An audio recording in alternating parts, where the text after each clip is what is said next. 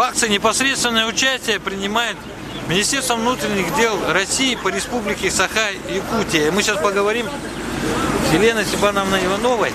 Я, правда, честно скажу, в связи у вас там новым руководителем должности, не знаю, боюсь ошибиться. Сейчас я сразу представлюсь. Ага. Иванова Лена Степановна, заместитель начальника управления по работе с личным составом Министерства внутренних дел по республике Саха-Якутия. Лена Степановна, я знаю, без участия МВД, наверное, без ваших данных, расположения данных лиц, скопления их, я думаю, что эта акция не сильно была такая эффективная. Представляете, сегодня уже у социальных лиц очень неположительные медицинские показания. И вот в чем заключается, что дает эта акция, вот, хотя бы для вас, для Министерства внутренних дел? Ну, во-первых, это профилактика, в первую очередь. Профилактическая работа в плане того, что людей, которые попали в трудную жизненную ситуацию. Сегодня у нас здесь работают службы управления по вопросам миграции, то есть они оказывают помощь в получении паспорта, выяснения всех их данных. Вот. Конечно, большую работу здесь у нас проводят участковые уполномоченные полиции. Здесь у нас работают психологи МВД, которые социально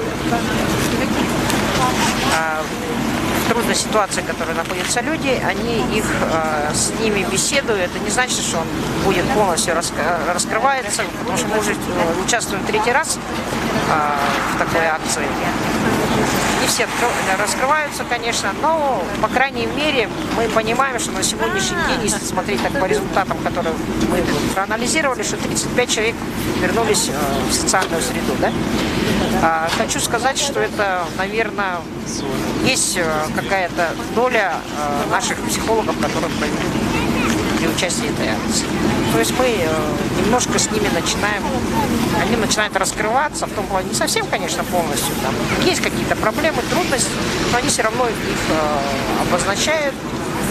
Это не значит, что там, это просто вот идет работа в плане того, что человека, у него просто интересуется его анкетными данными, где его родственники, как он попал в такую ситуацию, как можно помочь, быстро анализируется и, может быть,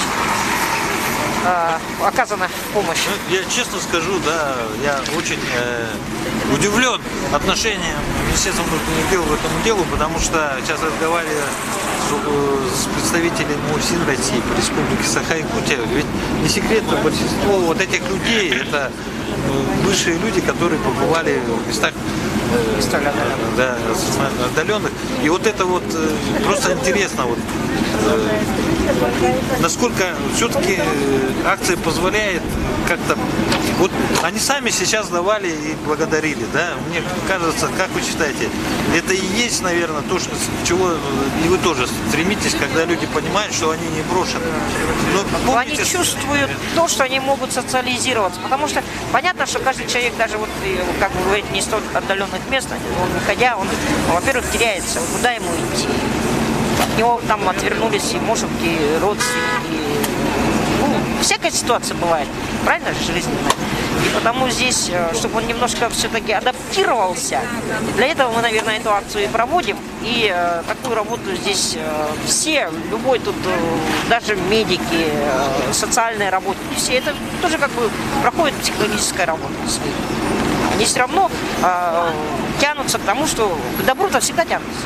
А это же добро. Но, тем не менее, я не могу не задать один вопрос. Это медрезвители исчезли сейчас, да?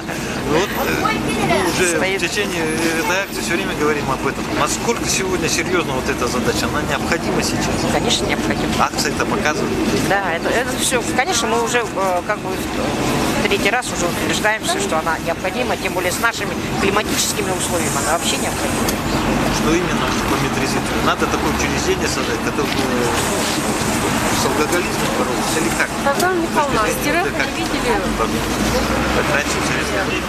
Ну, наверное, да, скорее всего, нельзя, тот, который опыт был, его нельзя отрицать.